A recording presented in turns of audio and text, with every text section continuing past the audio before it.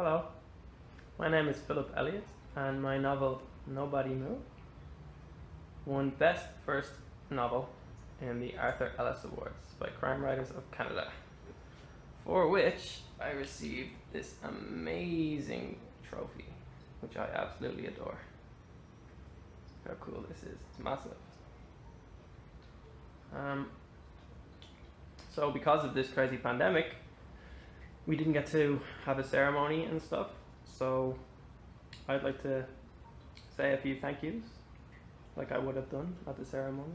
First, I want to thank Crime Writers of Canada for putting on the Arthur Ellis Awards, which is such a cool thing to do, especially for a new writer like me.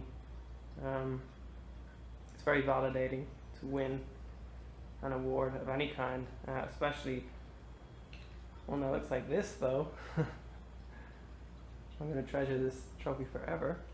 But being writers, I guess, we do it because we love it. Because it's certainly not the most financially sensible thing in the world. And to have an organisation like Crime Writers of Canada that promotes such enthusiasm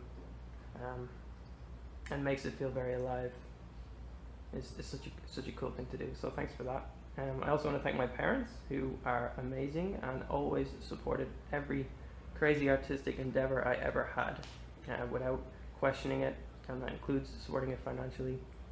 And it's directly because of them that I am in the career I am now in.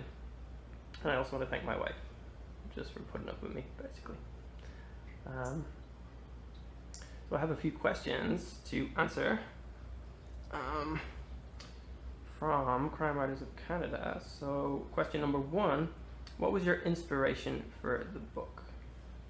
I think my inspiration for the book was a lot of things, and that probably comes across in reading it, but if I was to narrow it down, it would be the neo-noir films, particularly of the 90s, but not just the 90s. Some obvious ones are Pulp Fiction and Heat, LA Confidential, that kind of stuff. The bulk of them are set in Los Angeles, and of course Los Angeles is seen as the home of noir. So one thing I wanted to do in the book was play around with this idea of LA as a fictional place, because even though it's the most photographed city in the world, in reality it's not really LA we see in all these movies. It's a kind of wacky and very interesting stylized version. So I kind of just wanted to poke fun at that, and also to poke fun at the kind of common tropes in crime fiction and mess around with a few and stuff, but mostly I was just kind of poking fun, but in a very loving way, kind of a bit of a pastiche tribute to everything I like. So question 2 is, how did publishing your first book change your writing process? I think it's probably true that everybody's first published book is not the first book they wrote. I've had a couple of train wreck novels that I've tried to write. This is just the first published one.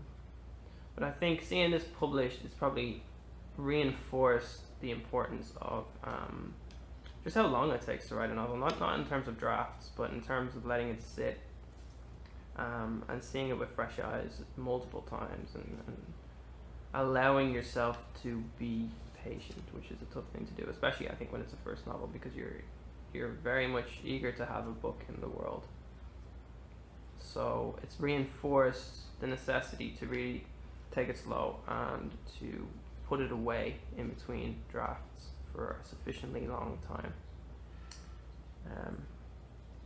And in a sense, the longer it takes to get done, the bigger the payoff when you get there. So no need to rush is a big takeaway.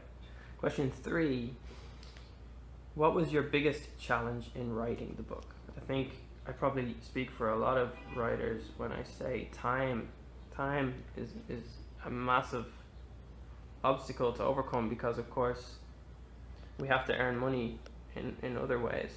Writing is, for most of us, an extra thing, even if it's what we want to be or how we define ourselves. It's probably not where the bulk of our income comes from. So time making time for it.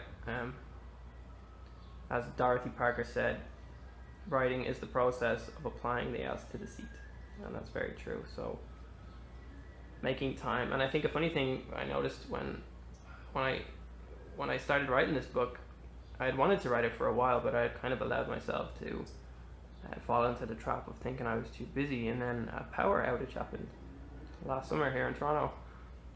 I had no internet, I had nothing for a while, for a few days.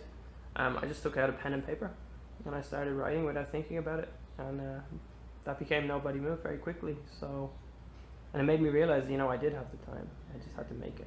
And I live that way now. I write before I do anything every single day.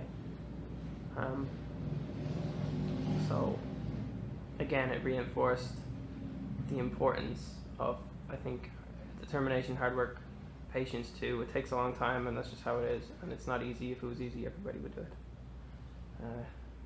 Yeah. So that's all the questions. Thanks again to Crime Writers Canada. I really am completely thrilled, and I'm going to do this one more time because I love it. Thanks so much for listening.